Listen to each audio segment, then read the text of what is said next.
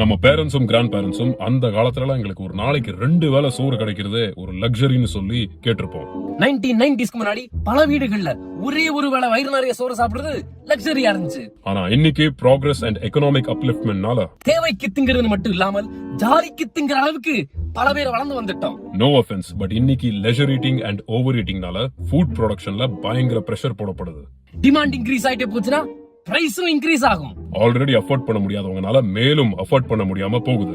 Inequality இன்னும் increase ஆகும். Global food shortage நோக்கி போயிட்டு இருக்கோம்னு கேள்விப்பட்டிருப்பீங்க. அதுக்கு பணம் உள்ளவங்க நிறைய பக்கோடா வாங்கி பாதி சாப்பிட்டு மீதியை வேஸ்ட் பண்றது பெரிய காரணம். unnecessary high demand outstrips supply. அதனால கஷ்டப்படுற மக்கள் கிட்ட ஒரு சுமாரான குவாலிட்டி உள்ள ப்ராடக்ட்டை கொண்டு போய் சேர்க்க கூட ஹை எக்ஸ்பெண்டிச்சர் இன்கர் பண்ண வேண்டியிருக்கு.